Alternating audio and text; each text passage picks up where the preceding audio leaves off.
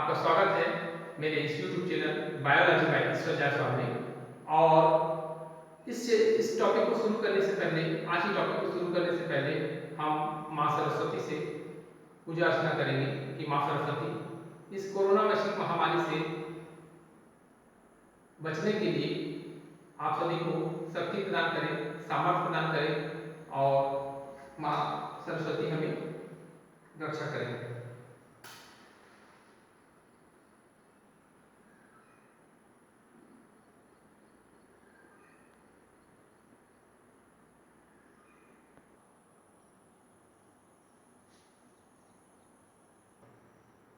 तो आज का हमारा टॉपिक है, एक प्रयोजना भी है और एक प्रैक्टिकल भी है। इस प्रयोजना और प्रैक्टिकल का जो मुख्य उद्देश्य है, ये उद्देश्य है स्वयं के रक्त समूह का परीक्षण कर, स्वयं के रक्त का परीक्षण कर रक्त समूह की पहचान करना। साथियों, रक्त समूह बहुत ही महत्वपूर्ण भूमिका निभाता है हमारे दैनिक जीवन में भी, और इसी की पहचान हमको करनी पड़ती है कि इसे किस प्रकार से अपन पहचान करते हैं। इसके लिए कुछ आवश्यक सामग्री लगेगी, जिसमें मुख्य सामग्री है एंटीसीरम ए, बी और डी। एंटीसीरम ए, बी और डी, मेरे पास ये एंटीसीरम है। एंटीसीरम ए, बी और डी का एक केमिकल आता है मार्केट में। इसकी सहायता से हम अपने रक्त समूह की पहचान करते हैं और इसके साथ ही स्लाइड, कॉटन, नीडल, स्प्लिट और ये सब चीजें हैं जो आपकी सेकेंडरी आवश्यकता की वस्तुएं हैं। तो रक्त समूह का जो सिद्धांत है वो ये है कि मानव में रक्त समूह की खोज कार्ल लैंडस्टीनर ने की थी। मानव में रक्त समूह की खोज कार्ल लैंडस्टीनर ने की थी और रुधिर की आरबीसी में एंटीजन तथा प्लाज्मा में एंटीबॉडी पाया जाता है। रुधिर की आरबीसी में एंटीजन तथा प्लाज्मा में एंटीबॉडी पाया जाता है। इन्हीं के आधार पर रुधिर समूह को 4 भागों में विभाजित किया गया है। इसी के आधार पे रुधिर समूह को क्या किया गया है? 4 भागों में विभाजित किया गया है, ए बी तथा ओ। ठीक है। अब लैंडस्टीनर और विनर ने रीसस बंदर में एक और कारक का पता लगाया, RH कारक का पता लगाया, जिसके आधार पर रक्त समूह को RH पॉजिटिव और RH निगेटिव में बांटा गया है। इसी के आधार पर जो रक्त समूह होते हैं कुल 8 प्रकार के होते हैं। रक्त समूह कुल कितने प्रकार के होते हैं? 8 प्रकार के होते हैं। A positive, A negative, B positive, B negative, AB positive, AB negative, O positive और O निगेटिव। Thank you. हमको इस प्रैक्टिकल के लिए एंटीसीरम का सहारा लेना पड़ेगा। इस एंटीसीरम ए, बी और डी से हम इस टेस्ट को करेंगे। ये 3 प्रकार के एंटीसीरम होते हैं। ये इस प्रकार से दिखाई दे रहा है, एंटीसीरम ए, एंटीसीरम बी और एंटीसीरम डी। तो सबसे पहले हमको क्या करना पड़ेगा? सबसे पहले हमको निर्जलीकृत अंगुली से हमको ब्लड लेना पड़ेगा। मैंने यहाँ पे ब्लड ले लिया है पहले से। आपको ये पूरी प्रोसेस मैं करके नहीं बता रहा हूँ। आपको स्लाइड में अपनी उंगली को निर्जलीकृत करके इस प्रकार से 3 बूंदें लेनी हैं और इन तीनों बूंदों पर अलग अलग एंटीसीरम ए, बी और डी डालना है। ये पहली बूंद पर मैंने एंटीसीरम ए डाला। पहले ड्रॉप पर, रक्त की प्रथम बूंद पर मैंने एंटीसीरम ए डाला, ये इस प्रकार से। उसके बाद रक्त की दूसरी बूंद पर मैंने इस प्रकार से एंटीसीरम बी डाला। उसके बाद फिर रक्त की तीसरी बूंद पर मैंने एंटीसीरम डी डाला। इसके बाद इन सभी को मिक्सअप करते हैं। मिक्सअप करने के बाद अलग अलग नीडल से, इस निर्जलीकृत नीडल से अलग अलग नीडल से इसको हम मिक्सअप करते हैं और मिक्सअप करने के बाद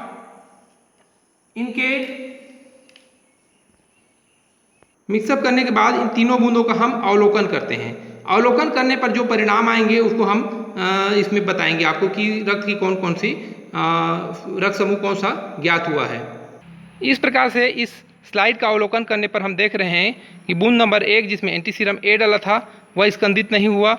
बूंद नंबर 2 जो कि एंटीसीरम बी डाला था वो स्कंदित हो चुका है। और बूंद नंबर 3 जिसमें कि हमने एंटीसीरम डी डाला था वह स्कंदित हो गया है। इसके आधार पर यह रक्त समूह बी पॉजिटिव आया। इस प्रकार से इस कॉन्सेप्ट को मैं आपको सीधी सी सिंपल भाषा में बताता हूं। यदि बूंद क्रमांक 1 स्कंदित हो जाता है इस प्रकार से, तो रक्त समूह ए होगा। यदि बूंद क्रमांक बी स्कंदित हो जाता है तो रक्त समूह बी होगा। और यदि दोनों स्कंदित हो जाते हैं, दोनों कोएगुलेट हो जाते हैं, स्कंदित हो जाते हैं, तो रक्त समूह ए बी होगा। और यदि दोनों स्कंदित नहीं होते, दोनों नॉर्मल रहते हैं, दोनों स्कंदित नहीं होते, तो रक्त समूह ओ होगा। अब इस रक्त समूह पर पॉजिटिव या नेगेटिव का निर्धारण करने वाला है एंटीसीरम डी, जिसमें हमने एंटीसीरम डी डाला था। ये एंटीसीरम ए, एंटीसीरम बी और एंटीसीरम डी।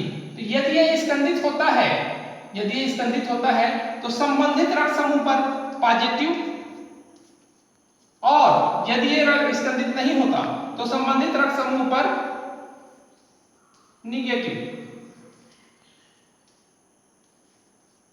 इस प्रकार से हम रक्त समूह की पहचान करते हैं।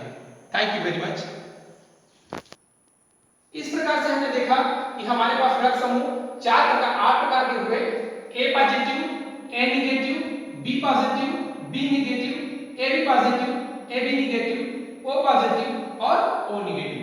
अब मैंने इसका एक कंप्लीट चार्ट बना रखा है जिसमें इसकी एंटीजन की उपस्थिति और एंटीबॉडीज की उपस्थिति या अनुपस्थिति के आधार पर इसका रक्त समूह का तय होता है।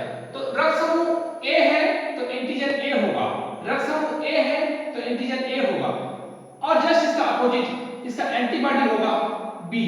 रक्त समूह ए का एंटीबॉडी बी, रक्त समूह बी का एंटीजन ए होगा और रक्त समूह बी का एंटीबॉडी ए होगा। ठीक इसी प्रकार से रक्त समूह ए बी, दोनों रक्त समूह ए बी का एंटीजन ए और बी दोनों पाए जाएंगे और एंटीबॉडीज इसमें नहीं रहेंगे। ठीक है। इसके बाद रक्त समूह ओ में एंटीजन नहीं पाए जाते हैं, रक्त समूह ओ में एंटीबॉडीज ए बी हो सकता है या होता है। रक्त समूह ओ में एंटीबॉडी ए बी पाया जाता है। ठीक है। इसके आधार पर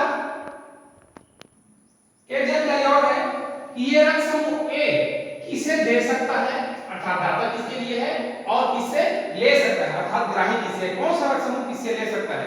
तो अपन बोलते हैं कि जो रक्त समूह ए पॉजिटिव है, रक्त समूह ए पॉजिटिव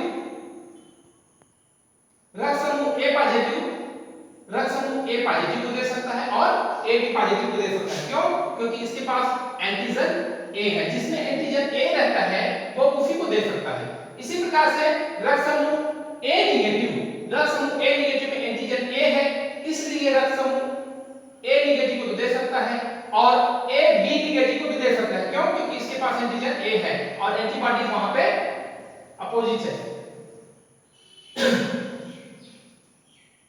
ठीक है। अब ए बी को भी दे सकता है, ए बी पॉजिटिव को भी दे सकता है और ए बी नेगेटिव को भी दे सकता है।